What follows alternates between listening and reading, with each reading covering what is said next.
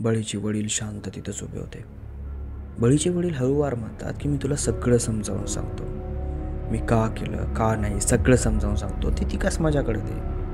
आणि जर तू ती आत्ता तिकास माझ्याकडे दिली नाहीस तर तुझ्या आईची आत्मा इथंच भटकत राहील. जे करायचे जे व्हायचे ते होणार नाही. या मुलाची बळी घ्यावंच लागेल. आणि तसंही ही बळी शेवटची आहे. याच्यानंतर तू जसा म्हणशील तसं वागेल आम्ही. बळी म्हणतो आम्ही? अहो तुम्ही माझ्या डोळ्यासमोर माझ्या आईला जिवंत मारले आणि तुम्ही म्हणताय आम्ही? आम्ही उरलंय कोण? तुम्ही तर माझ्या आईचा जीव घेतलाय ना, आता उरलंय काय बाकी? बळीचे वडील म्हणतात की बळी तू ती तिकास पहिले माझ्या हातात दे. एक विकास आणि एक बळी नावाचा मुलगा होता. विकास आणि बळी दोघंजण खूप क्लोज फ्रेंड होते. पण गावामध्ये जे बळी नावाचा मुलगा होता ना, त्याची जी फॅमिली होती ना ती थोडीशी बदनाम होती. आणि ती फॅमिली बदनाम याच्यामुळे होती की बाबा त्याच्या फॅमिलीमधले जे मेंबर्स आहेत ते गावकऱ्यांचं म्हणणं असं होतं की करणी करतात, जादूटोणा करतात, ब्लॅक मॅजिक. त्या कारणामुळं ना ती फॅमिली थोडीशी बदनाम होती. आणि जो बळी आहे त्याला हे आवडत नव्हतं. आणि त्याला माहीत होतं की आपली फॅमिली तशी नाही आहे. आपली फॅमिली जशी नॉर्मल फॅमिली असते ना तशा प्रकारची फॅमिली आहे. पण काही लोकांनी काड्या केल्या आणि त्या काड्या केल्यामुळं आमच्या फॅमिलीचं पूर्ण नाव खराब झालं हे बळीला माहीत आहे. आणि त्याच्यासोबत त्याचा जो क्लोज फ्रेंड आहे विकास, तो सुद्धा या पूर्ण सत्याला एक म्हणजे तो खरं मानतो या पूर्ण गोष्टीला. तर या दोघा जणांचा ना खूप क्लोज फ्रेंडशिप होती. आणि हे दोघं जण नेहमी सोबत राहायचे. जेवताना काय सोबत, कोणतं काम करताना काय सोबत, शेतामध्ये जर काय काम असेल तर दोघं जण एकमेकासोबत जायचे. पहिले याच्या शेतातलं काम करायचे, नंतर याच्या शेतातलं काम करायचे. अशा प्रकारची त्यांची मैत्री होती. आता जो बळी होता त्याला कधी कधी कुण्या तरी माणसाच्या तोंडून काहीतरी ऐकायला यायचं की बाबा याच्या फॅमिलीनं असं केलं, याच्या फॅमिलीनं तसं केलं. तर तो जास्त विश्वास ठेवायचा नाही, त्याला वाईट वाटायचं. पण तो दखून घ्यायचा, चला ठीक आहे, लोकांचं बोलांचं काम आहे, लोक बोलतात, आपण जास्त मनावर घ्यायचं नाही. आपल्याला माहिती आहे ना आपण कसे आहोत, आपली फॅमिली कशी आहे. पण गावातल्या लोकांचा तर गैरसमज होता की ही फॅमिली थोडीशी विचित्र आहे, करणी करते, ब्लॅक मॅजिक करते. त्यामुळे गावकऱ्यांची नजर त्या फॅमिलीवर नेहमी राहायची. आणि गेल्या काही दिवसांमध्ये काही अशा घटना घडल्या होत्या की गावामधले 5-5, 6-6 वर्षाची जी मुलं असतात ती अचानक गायब व्हायला लागली होती. म्हणजे आतापर्यंत 2-3 मुलं गायब झाली होती आणि त्यांचा आताही लागला नाही आणि पताही लागला नाही की नेमकी ती मुलं गेलीत कुठं. म्हणून आता जी गावकऱ्यांची नजर आहे ना ती यांच्या फॅमिलीवर थोडी जास्तच पडू लागली की बाबा गावातली मुलं कमी झालेत, यांनी तर काय केलं नसेल ना, अशा प्रकारच्या. आणि ज्या ज्या घरची मुलं गायब झालीत त्या घरी असो, शेती असो, त्यांची जी रिकामी जागा आहे त्या रिकाम्या जागेमध्ये जे पण झाडं झुडपं लावलेली असतील त्यांनी, तर ती पूर्णपणे वाळून जायची. मग ती शेतामधली का असणार पूर्ण वाळून जायचे. आता तुम्हाला माहीत असेल की जे आपलं करणी केल्याच्या नंतर काही लोक जी शिकल्याच्या नंतर जे ब्लॅक मॅजिकचं मंत्र वगैरे असतात ते शिकल्याच्या नंतर लोक झाडावर प्रयत्न करतात आणि ते झाड पूर्णपणे वाळून जातं. हे बघितलं असेल तुम्ही. तुमच्या आसपास एखादं असं झाड असेल की ते अचानक हिरवं होतं आणि अचानकच ते वाळून पण जातं. अशा प्रकारचं प्रत्येक त्या घरी होऊ लागलं. ज्या घरची मुलं गायब झालेली होती, दोघं तिघांच्या घरी असं झालं होतं. तर पूर्ण गावकऱ्यांच्या मनामध्ये ना यांच्या विरुद्ध काहीतरी असं झालं होतं की बाबा यांनीच असं काही केलं असेल. आणि ही चर्चा गावामध्ये प्रत्येक माणसापाशी होऊ लागली की असं असं होऊ शकते, असं असं होऊ शकते. आणि उडत उडत बळीच्या कानावर सुद्धा आलं की यार आपल्या फॅमिलीबद्दल ना आपल्या गावामध्ये काही लोक असा विचार करतायत. त्यामुळे त्याला तेवढंसं करमत नव्हतं, तो गावामध्ये तेवढा फिरत नव्हता. आणि त्याच्या डोक्यामध्ये तीच गोष्ट फिरत होती की यार असं झालं कसं, आणि आता मी माझ्या फॅमिलीवरचा हा डाग काढू कसा. आता काही दिवसाच्या नंतर ना अमावस्याची रात्र येते, एकदम अंधार गुडूप असतो, पूर्ण गाव शांततेत झोपलेलं असतं. आणि बळीच्या डोक्यामध्ये हेच विचार फिरत असतात की यार आमच्या या गावामध्ये माझ्या फॅमिलीचं ना नाव खराब होतं आहे, मी काय करायला पाहिजे. आणि माझी फॅमिली एकदम नॉर्मल असूनही या गावामधली लोक असे काय विचार करतायत. अशा प्रकारे बळीच्या मनामध्ये प्रश्न येऊ लागले, डोक्यामध्ये विचार येऊ लागले की काय करू आणि काय नाही. तेवढ्यात बळीच्या कानावर एक आवाज आला, लहान लेकराचा ओरडण्याचा. बळीला वाटलं की यार दुसरंच कोणीतरी काहीतरी करतंय आणि माझ्या फॅमिलीवर नाव आहे, ते मी जाऊन बघायला पाहिजे. आता जी बळीची गल्ली होती त्या गल्लीमध्ये तो आवाज येऊ लागला नॉर्मली. पण आता मला तुम्ही सांगा, मध्यरात्री जर 12-12:30 वाजता लहान लेकराचा आवाज येत असाल तर कुणाची हिंमत होईल दरवाजा उघडा करून बघण्याची की बाहेर गल्लीमध्ये काय चाललंय. आणि तो आवाज काय फारसा आला नाही, थोडासा आवाज आला आणि नंतर तो आवाज दबल्या गेला. तो आवाज काय पुन्हा आला नाही. पण बळीला वाटलं ना की 100% कुणी दुसरंच काहीतरी करतंय आणि ह्याचं नाव पण आता माझ्या फॅमिलीवर येणार. मी जर जाऊन बघितलं तर मला 100% कळलं की समोरचा माणूस कोण आहे आणि हे नेमकं व्हायलंय काय, कोण नेमकं लेकरांना किडनॅप करायला आहे. बळी आपला ओरंड्यामध्ये झोपलेला होता. असं त्याचं घर होतं. घराच्या समोर थोडासा वरंडा होता आणि त्या वरंड्याच्या समोर अशा भिंती घातलेल्या होत्या आणि त्या भिंतीला एक मोठा दरवाजा होता. बळी उठला. 2 फाळीचा दरवाजा असतो. बळी त्या दरवाजाची साखळी काढतो, दरवाजा उघडतो, बाहेर बघतो. आता अमावस्याची रात्र, बाहेर अजिबात प्रकाश नाही. थोडा जे काय प्रकाश गल्लीमध्ये लाईट लावलेला त्याचा आणि तो बी प्रकाश सीमित पडायचा. अंधार पुन्हा प्रकाश, अंधार पुन्हा प्रकाश, अशा प्रकारचं. आता बळी थोडासा दरवाजातून वाकून बघतो तर त्याला काही दिसत नाही. पण त्याला लांब कुठंतरी एक असं वाटतं की कुणीतरी आहे आणि त्याच्या हातामध्ये एक विचित्र गोष्ट आहे, जसं की एखादं लेकरू वगैरे पकडल्यासारखी एखादी विचित्र गोष्ट आहे. ती त्या लाईटामधून त्याला असं भस्कर पलीकडे जाताना दिसलं. बळीला वाटलं हे दुसरंच कुणीतरी आहे. बळी दरवाजातून बाहेर पडला आणि दबत्या पावलानं पळत त्याच्या पाठीमागं गेला. तर त्याला दिसलं की हां कुणीतरी आहे आणि कुणीतरी लेकरू धरून पळत आहे. आता ती जी बळीची गल्ली होती ना ती गावाच्या एकदम शेवटला होती. बळीचं घर ज्या लाईनला होतं त्याच्या पाठीमागून पूर्ण शेतच शेत होतं आणि जे बळीचं घर होतं एक्झॅक्ट त्याच्या पाठीमागं बळीचंच शेत होतं. तर तो माणूस त्या गल्लीतून बाहेर गेला आणि पाठीमागून वळला. बळी पण त्याच्या पाठीमागं गेला, कुठं जातोय कुठं नाही बघायला. तर तो जो माणूस आहे तो एक्झॅक्टली बळीच्या घराच्या पाठीमागून बळीच्या शेतामध्ये निघाला. पळत एकदम झपझप अंगावर ती काळी रग असते बघा, ती रग घेतलेली आणि ते पोराचं तोंड असं दाबून असं पळतोय. बळीला ते थोडं दिसू लागलं. अमावस्याची रात्र होती. बळीला भीती वाटू लागली. इकडे तिकडे त्या किरकिऱ्या ओरडू लागल्या. तरी पण बळीने हिंमत केली की नेमकं हे होतंय काय आणि सगळं माझ्या फॅमिलीवर नाव येते, मला याचं काहीतरी करायचं सोल्युशन. त्याच्यामुळं बळी त्या माणसाच्या पाठीमागे गेला. बळीनं आवाज केला नाही. आता तो माणूस गेला आणि बळीच्या शेतात जाऊन थांबला. बळीच्या शेतामध्ये एक छोटीशी खोपडी होती बघा. 2-3 माणसं अशी मदत बसून जेवण वगैरे करणारी अशी छोटीशी खोपडी अशी घातलेली. खोपडी म्हणजे झोपडी म्हणू आपण, खोपडी म्हणलो मी. तशी खोपडी बळीच्या शेतामध्ये होती. कधी पाणी आला, वारं वावदन सुटलं, ऊन लागतंय, जेवण्यासाठी 3-4 माणसं असं त्या झोपडीमध्ये बसतील तशा प्रकारची ती झोपडी होती. तर ती माणूस त्या लेकराला घेऊन त्या झोपडीच्या समोर गेला आणि त्याला तिचं तोंड दाबलेलं होतं तसं तोंड काढतो आणि एका चिंदकानं त्या लेकराचं तोंड असं गप्पी पूर्णपणे दाबतो आणि त्या झोपडीच्या समोर तिथं ठेवतो आणि तिथं समोरच एक शेकोटी पेटवतो. आणि जेव्हा ती शेकोटी पेटली म्हणजे जाळ झाला त्यावेळेस त्या जाळाच्या आजूबाजूला जे माणसं होते ते पाहून बळीच्या पायाखालची जमीनच सरकली. कारण की तिथं दुसरं कोणी नव्हतं, बळीची आई आणि बळीचे वडीलच होते आणि त्या 2 जणांनी ते मुलगा किडनॅप करून तिथं आणला होता. आता तो जो जाळ होता ना तो जाळ थोडा विचित्र पद्धतीने होता. एकदम आयती ती ही असते ना आपली यज्ञ आयतं असतं लोखंडाचं, असं त्याच्यामध्ये जाळ करतात तशा प्रकारचं ते यज्ञ होतं. हे भल्ले मोठे लिंब होते 5-50 जवळ, कुंकू, हळद, काही विचित्र गोष्टी. त्या बळीची आई जी होती ती त्या जाळाच्या समोर बसलेली होती पूर्णपणे निर्वस्त्र. त्याचे जे वडील होते ते सुद्धा निर्वस्त्र होते. अंगावरती काळी चादर होती ती त्यांनी काढून फेकली होती आणि जी त्यांची झोपडी होती ना त्या झोपडीच्या समोरासमोर त्यांनी ते सगळा कार्यक्रम चालू केला होता. बळी थोडासा लांब होता, त्याला हे सगळं दिसू लागलं.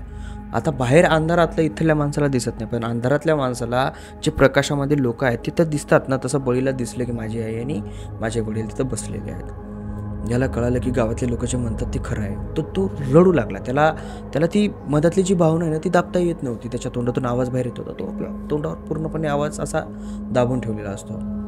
आता जे बळीचे वडील असतात ते मंत्र वाचतात. त्यांची जी आई आहे ती बळीची आई ती त्यांच्यासोबत साथ देते मंत्र वाचायला आणि वाचता ते दोघंही जण त्या जे लेकरू आहे त्याच्या अंगावरचे पूर्ण कपडे काढतात. मुलगा होता छोटासा, पूर्ण कपडे काढतात. कपडे काढल्याच्या नंतर जो बळीचा वडील आहे तो म्हणतो की ही आपली शेवटची बळी आहे. आता जर ही बळी आपण दिली तर आपल्या ज्या अडचणी आहेत त्या कायमस्वरूपी दूर होतील. पण लक्षात ठेव, जर ही बळी कोण्याही किमतीमध्ये जर देण्यात नाही आली तर आपण याच पृथ्वीवर भटकत राहणार, असं बळीचे वडील म्हणले त्याच्या आईला. आणि बळीला हे ऐकायला येऊ लागलं. रात्रीचा टाईम होता, त्यामुळं जरासा जरी आवाज केला तरी पण थोडा लांबवर ऐकायला जातं. असं म्हणून त्याची आई म्हणली की हो, तुम्ही चिंता करू नका, मी सगळं काही व्यवस्थित केलेलं आहे आणि या मुलाची बळी आपण देणार म्हणजे देणारच. कारण की ती जे मुलगा होता तो 4था मुलगा होता आणि यांना 4 बळी द्यायच्या होत्या. 3 मुलं तर ऑलरेडी गायब झाले होते आणि यांना असं बळीला समजलं होतं की जे 3 मुलं गायब झाले होते गावामधून ते माझ्या आईवडिलांनीच गायब केले. आणि लोक जे अनुमान ठेवत होते ते यांच्यावर जे ठेवत होते ना ते बरोबर ठेवत होते. माझाच गैरसमज होता.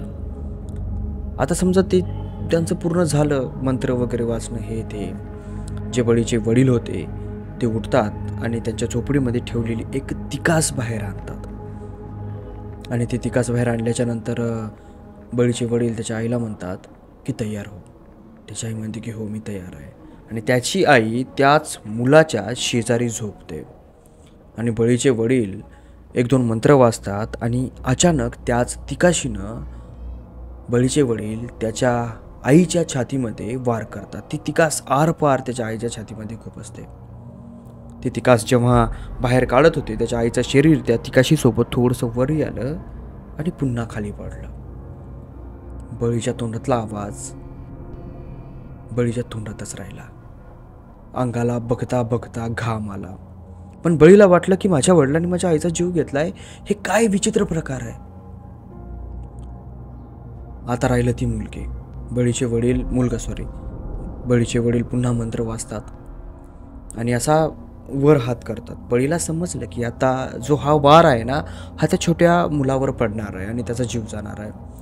बळी कसा बसा हिंमत जमा करतो आणि जोरात तिथं पळत जातो आणि ती तिकास त्याच्यावर वार करणार की बळी पाठीमागून तिकास धरतो आणि हिस काढतो. बळी काही लहान नव्हता, बळी थोडा मोठाच होता. त्याचा वय कमीत कमी 24 ते 25 वर्ष असेल, इतका मोठा तो बळी होता.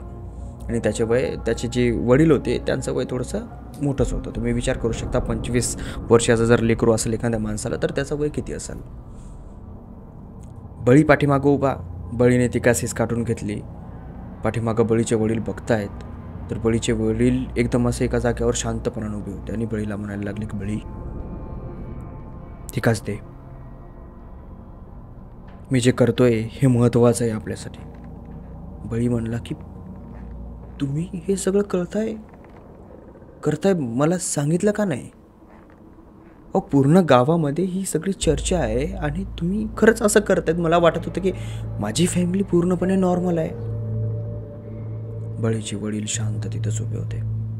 बळीचे वडील हळूवार म्हणतात की मी तुला सगळं समजावून सांगतो, मी का केलं का नाही सगळं समजावून सांगतो. ती तिकास माझ्याकडे दे आणि जर तू ती आत्ता तिकास माझ्याकडे दिली नाहीस तर तुझ्या आईची आत्मा इथंच भटकत राहील.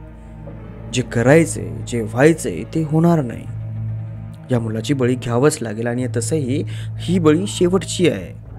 याच्यानंतर तू जसा म्हणशील तसं वागेल आम्ही. बळी म्हणतो आम्ही?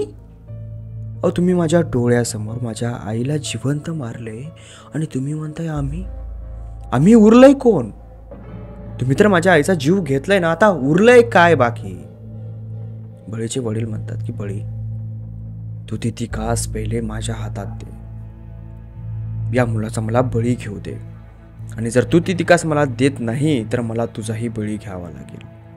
असं म्हणून बळीचे वडील खाली पडेला चाकू उचलणारच की बळी रागाच्या भरात आपल्या हातात असलेली तिकास त्याच्या वडिलावर चलवतात आणि वारावर वार त्याच्या वडिलावर करतात. त्याच लेकराच्या शेजारी त्याच्या वडिलाचंही मृतदेह पडतं. त्याच्या आईचा तर पहिलेच ऑलरेडी जीव गेलेला असतो आणि बळी त्याच्या वडिलाचाही जीव घेतो. बळी आता शांत होतो. आजूबाजूला बघतो तर रक्ताच्या चिळकांड्या इकडे तिकडे पडलेल्या होत्या. जो त्या लोखंडाच्या भांड्यामध्ये जाळ केलेला होता तो आता विझण्याच्या तयारीमध्ये होता. जे लेकरू होतं ते बिचार बेहोश पडलं होतं तिथं. बळीला समजत नव्हतं काय करावं आणि काय नाही. बळी तिथं तिकास टाकतो आणि गडबडीनं आपल्या मित्राकडे जातो, विकासकर. विकासच्या घराचा दरवाजा वाजवतो. विकास दरवाजा उघडतो आणि समोर बळीला बघितल्याच्या नंतर विकास बळीला म्हणतो, बळी सगळं काय ठीक आहे ना? तू एवढ्या रात्री माझ्या घरी कसा आलास? आणि तुझं अंग पूर्ण घामानं ओलं आहे आणि तुझ्या शर्टावर तुझ्या तोंडावर हे लाल रंग कशाचा लागलाय? बळी म्हणतो, विकास तुला मी सगळं काही सांगतो, पहिले तू माझ्यासोबत चाल. खूप मोठं कांड झालं यार माझ्यामुळं, खूप मोठं कांड. विकास म्हणतो, अरे नेमकं झालंय काय ते तरी सांग. बळी म्हणतो, त्याच्यासाठी वेळ नाहीये, तू प्लीज माझ्यासोबत चाल लवकर. विकास कुठलाही विचार न करता पायामध्ये बूट घालतो आणि बळीसोबत निघतो. बळी समोर कणकण चालतो, विकास त्याच्या पाठीमागे चालतोय. ज्या जाग्यावर हे सगळं काय घडलं होतं त्या जाग्यावर बळी आणि विकास पोहोचतो. विकास तिथं बघतो तर विकासच्या पायाखालची जमीन सरकते की अरे बळी यार हे काय झालंय. एकीकडे बळीची आई पडलेली, एकीकडे बळीचे वडील पडलेले आणि ते एक मुलगा दुसऱ्याचा.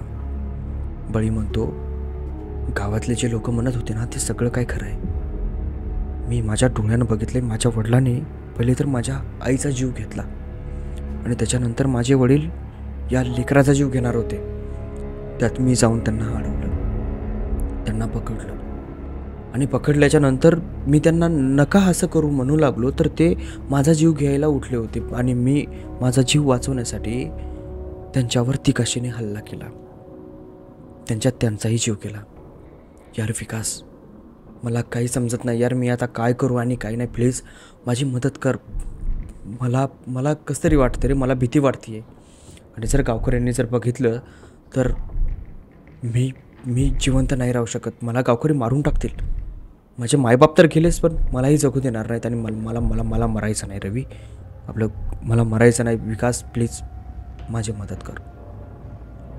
बळीचं असं रडणं आणि हे असं गिडगिडणं बघून विकासला थोडंसं वेगळं वाटलं आणि विकास म्हणला की तू चिंता नको करू, माझं ऐक आता काय करायचं ते. एक खड्डा खतूयात, त्या खड्ड्यामध्ये तुझ्या आईचा मृतदेह आणि तुझ्या वडिलाचा मृतदेह टाकून देऊयात आणि जे हे मुलगा आहे जिथून आणला आहे तिथं दारासमोर ठेवूयात आणि तू होता होस तर या गावामधून पळून जा. कसं आहे, तुझे आईवडील गेलेत आणि कसं आहे, आपण जे आता करणार आहे ना हे कधी ना कधीतरी समोर येणारच आहे, गावकऱ्यांना समजणारच आहे आणि त्यावेळेस गावकरी तुझा जीव घेतील हे 100%. मी म्हणतो तसं करू. आता तर सध्या या कंडिशनला तर तसं करायला चांगलंच आहे, दुसरा कोणता रस्ता दिसत नाही आहे. विकास असं बोलणं ऐकल्याच्यानंतर बळी म्हणतो की हां यार, तू जसं म्हणशील ना मी तसं करायला तयार आहे, चल काय करायचं आहे. मग ते दोघंजणं एक खड्डा खणतात. एक घंटा लागतो त्यांना खड्डा खणण्यासाठी, आडमदिडम खड्डा खणतात आणि त्या खड्ड्यामध्ये त्या बळीची आई आणि त्या बळीच्या वडिलांचे जे मृतदेह आहेत ते दोन्ही टाकून देतात आणि ते जे मुलगा आहे त्याला उचलतात आणि ज्या घरासमोरून आणलं आहे, ज्या माणसाचं आणलं आहे त्याच्या घरासमोर ते ठेवून देतात आणि हे दोघंही जणं बळीच्या घरामध्ये जातात. घरामध्ये जे काही किमती सामान आहे, पैसे वगैरे जे काय आहे ते सगळे एका बॅगमध्ये भरतात आणि जो विकास आहे तो बळीला म्हणतो की ही बॅग घे, अडकव आणि आता चाल लवकर. आता जो विकास आहे तो त्याची मोटरसायकल आणतो, मोटरसायकलवर तो बसतो आणि बळीला घेऊन विकास बाहेरगावी जातो. म्हणजे तिथून 20 किलोमीटर अंतरावर एक गाव होतं, ज्या गावावरून एक रेल्वेचं प्लॅटफॉर्म होतं. त्या प्लॅटफॉर्मवर रेल्वे थांबत होती, येत होती आणि जात होती. तर विकासने विचार केला की बळीला रेल्वेमध्ये बसून द्यायचं, जिकडं पण असो तिकडं पण बसून द्यायचं आणि तिकडे जायला सांगायचं. आता जो बळी आहे तो म्हणतो की हां तू जसा म्हणशील तसा मी करेल. मग विकास त्या बळीला आपल्या गाडीवर बसवतो आणि त्या रेल्वे स्टेशनवरच घेऊन जातो. आता बघा, रात्रीचे ना 2:30 वाजले होते, 2:30 ते 2:45 वाजले होते आणि त्या रेल्वे स्टेशनवर एक रेल्वे येणारच होती अर्ध्या घंट्यामध्ये. 3ची रेल्वे होती. तर हे दोघेही जण त्या रेल्वे स्टेशनवर 2:30 वाजता पोहोचले आणि तिथं एका त्या टेबलवर बसले होते. आता बळीच्या डोक्यामध्ये अशा काही गोष्टी फिरत होत्या की ज्या वेळेस बळी त्याच्या वडिलाला मारू लागले त्यावेळेस त्याच्या वडिलांनी ज्या गोष्टी बळीला केल्या होत्या त्या गोष्टी बळीच्या डोक्यामध्ये फिरत होत्या आणि बळी तिथं बसल्या जागी विकासला सांगत होता की यार माझे वडील असे म्हणत होते की शेवटची बळी आहे, हे बळी घेतल्याच्या नंतर ज्या काय प्रॉब्लेम आहेत त्या सगळ्या सॉल्व्ह होणार. माझे वडील माझ्या आईला म्हणत होते की आपल्याला जे करायचं आहे ते होणार आहे, पण याच्यामध्ये जर काही बाधा आली तर आपण दोघेही इथंच या पृथ्वीवर फिरत राहू. आपल्याला जिथं जायचं आहे, जे काम करायचं आहे ते काम होणार नाही, फक्त बाधा येऊ नये. जसे 3 बळी घेतले तसाच हा 4था बळीसुद्धा व्हायला पाहिजे. आता बळीचं असं बोलणं ऐकून विकास म्हणतो की यार ही सगळी ना अंधश्रद्धा आहे, या अंधश्रद्धेच्या बळी पडून तुझ्या आईवडिलांनी जे केलं आहे ना, ते फार मोठा गुन्हा केला आहे.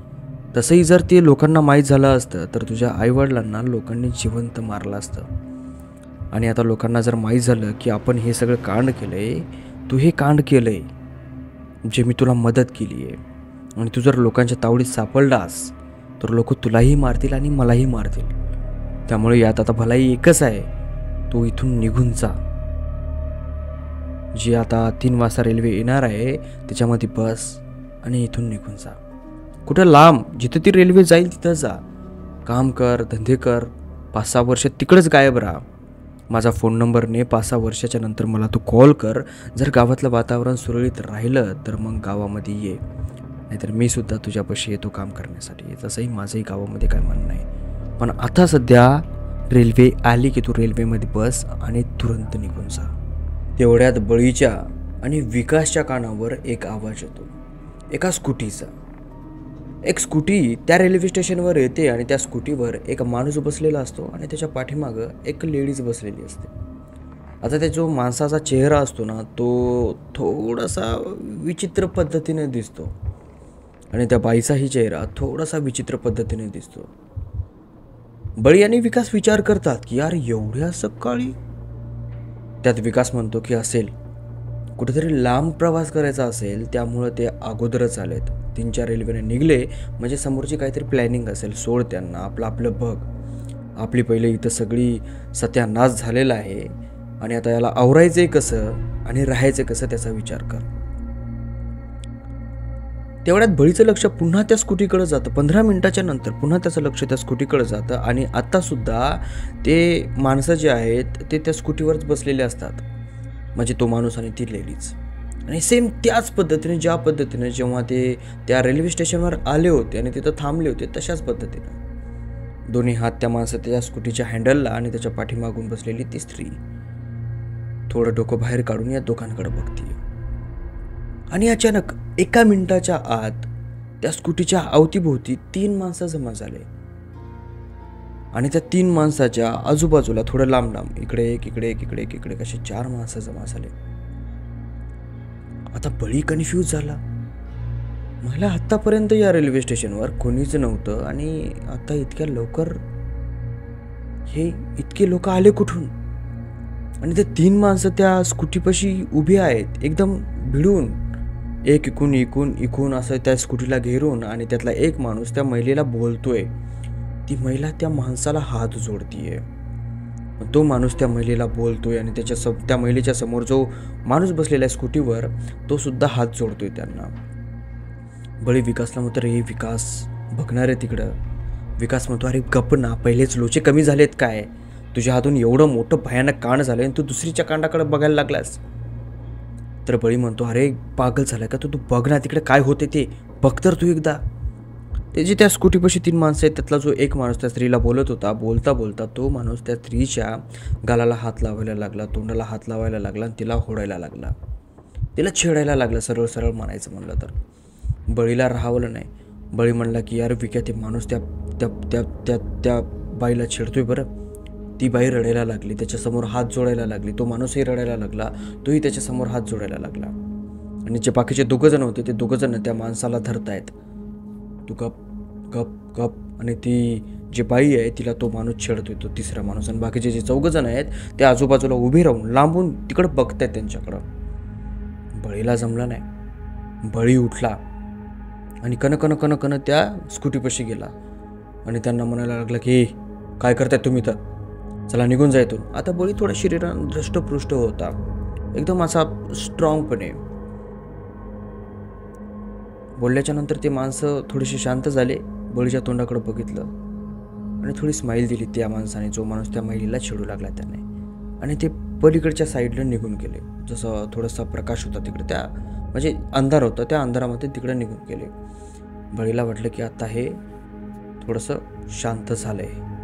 आणि बळीला सुद्धा भीती वाटू लागली की बाबा याची ज्या आजूबाजूला उभे राहिलेले माणसं आहेत ती जर एखादी आली ना आपल्याला जर मारलं तर काय होईल. पण आपण जर आता हिंमत नाही केली तर त्या महिलेचं काय होईल याचा विचार करून बळीने हिंमत केली होती. इतकं सगळं कांड झालेलं असून सुद्धा बळी थोडासा रिलॅक्स होणारच की अजून त्याची नजर त्याच अंधाराकडे पडली, ज्या अंधारामध्ये ते माणसं गेले होते. आणि आता ते माणसं त्या अंधारामधून समोर आले. ते 3 माणसं, म्हणजे 4 माणसं होते, ते आजूबाजूलाच उभे होते, जिथं उभे होते तिथंच ते समोर आले.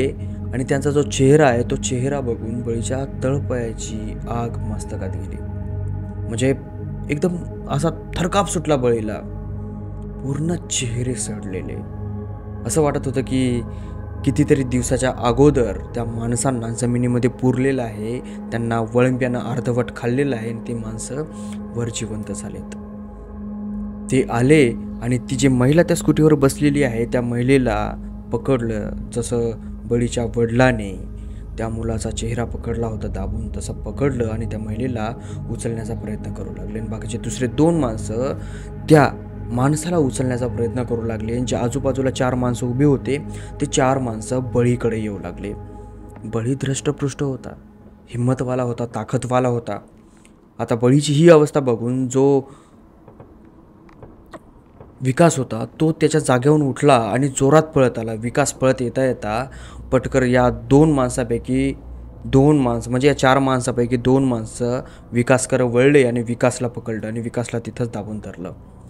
आणि बळी जो आहे, बळीवर 2 माणसं धावून गेली. आणि हे जे 2 माणसं बळीवर गेले, या सगळ्यांचा चेहरा फार विचित्र होता, फारच विचित्र. बळी मागं मागं सरकू लागला. विकासला म्हणू लागला, विकास पळून जा, विकास पळून जा. पण विकासला 2 माणसांनी पकडलेलं होतं. आणि ते 2ही माणसं विचित्र पद्धतीने बदलून गेले होते. आणि बघता बघता त्या विकासला बळीच्या तोंडासमोर, बळीच्या नजरेसमोर एखाद्या कुत्र्याने एखादं कच्चं मांस तोडावं असं तोडून त्या विकासला खाल्लं. दचके तोडत होते त्या विकासच्या मांसाचे. तो विकास तिथं ओरडू लागला, खिंचाळू लागला, बळी बळी वाचव, बळी वाचव. पण बळी काहीच करू शकत नव्हता. यातला एक माणूस बळीच्या जवळ आला आणि बळी आपल्या जवळ असलेला एक छोटासा चाकू बाहेर काढतो आणि त्या माणसाच्या मानगुटात मारतो. पण त्या माणसाला काहीच फरक पडत नाही. मानामधून रक्त तर बाहेर येतं, आणि त्याला काही फरक पडत नाही. तो बळीकडे येतच असतो. बळी मागं फिरतो आणि जोरात त्या रेल्वे स्टेशननं पळत सुटतो. पळता पळता तो रेल्वे स्टेशनच्या ज्या पटऱ्या असतात, त्या पटऱ्यावर पळायला लागतो. इतका धावतो की तो मागे वळून बघतही नाही. समोरून रेल्वे आलेली दिसते बळीला. आता रेल्वे तिथं थोडीशी स्लो होती त्या स्टेशनवर थांबण्यासाठी. तिथं थोडी स्लो झाली आणि रेल्वे स्लो झाली की बळी रेल्वेमध्ये चढतो. आणि रेल्वेमध्ये माणसं वगैरे काही झोपलेले असतात, बसलेले असतात. बळी पूर्णपणे घामाझोकळी झालेला, बळीच्या अंगावर थोडंफार रक्त सांडलेलं. त्या रेल्वेमध्ये बसलेले माणसं बळीकडे बघतायत की काय झालं, यानं काय करून आलंय, काय झालं, यानं काय करून आलंय. रेल्वे तिथं थोडीशी स्लो डाऊन होते. आणि त्या रेल्वे स्टेशनवर जो काय प्रकार झालेला आहे तो बघून तिथले जे रेल्वे स्टेशनमध्ये जे काम करणारे माणसं आहेत, ते रेल्वे स्टेशनमध्ये काम करणारेच माणसं म्हणतोय, रेल्वेमधले माणसं आहेत, त्यांचा थरकाप सुटलेला असतो. कारण की त्या रेल्वे स्टेशनवर एक मृतदेह पडलेलं असतं. आणि ते मृतदेह विकासचं असतं. आणि त्याला लचके तोडलेले असतात. अर्धा पाय गायब असतो, अर्धा हात गायब असतो, मानापासलं मांस गायब असतं, पायापासलं मांस गायब असतं, पूर्ण रक्तभंबाळ. आणि ज्या डब्यामध्ये बळी गेलेला असतो त्याच्या अंगावर पूर्णपणे रक्ताचे सगळे शितोडे पडलेले असतात. त्या रेल्वेमधल्या माणसांना असं वाटतं की यानेच इथं काहीतरी केलेलं आहे. रेल्वे तिथं काय फारशी थांबली नाही, पण त्या रेल्वेच्या खालीही कोणी उतरलं नाही. तिथून ते रेल्वे निघून जाते. आणि त्या रेल्वेमध्ये बळी उभा राहिलेला, बसलेला, कोणी काहीच बोलत नाही, सगळे शांत असतात. दुसरं मोठं रेल्वे स्टेशन येतं. जसं मोठं रेल्वे स्टेशन येतं, ज्या डब्यामध्ये बळी उभा राहिलेला असतो त्या डब्यामध्ये अचानक पोलीस येतात आणि बळीला पकडतात आणि बळीला तिथून घेऊन जातात. नंतर काय होतं आणि काही नाही हे कोणाला काहीच समजत नाही. आणि बळीलाही समजत नाही की नेमकं माझ्यासोबत झालंय काय. पण बळीला एक गोष्ट नेहमी लक्षामध्ये येऊ लागली, आणि ती गोष्ट म्हणजे अशी की ज्या वेळेस बळी त्याच्या वडिलाला मारायचा प्रयत्न करत होता, त्यावेळेस त्याचे वडील म्हणत होते की बळी, मला फक्त हा एकच बळी देऊ दे.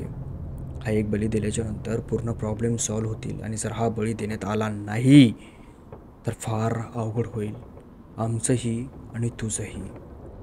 आम्ही तुझा पिछा सोडणार नाहीत आणि तुला प्रत्येक वेळेस मारावं लागेल, प्रत्येक वेळेस प्रॉब्लेम झेलावे लागतील. पण बळी एक ऐकत नाही ना, 2 ऐकत नाही. कुऱ्हाडी त्या तिकाशीने त्याच्या वडिलावर वार करतो आणि तिथंच ते मॅटर संपवतो. आणि आता त्याच्या डोक्यामध्ये तेच शब्द घुमत असतात आणि बळीला असं वाटतं की ही जी काय सगळं काय प्रकार झालेला आहे ना, हे माझ्या आईने आणि वडिलांनाच केलेलं आहे. आणि हे जोपर्यंत थांबणार नाही तोपर्यंत मी तो चौथा बळी घेणार नाही. आणि ज्या वेळेस मी चौथा बळी घेईल त्याच वेळेस हे सगळं काय थांबेल.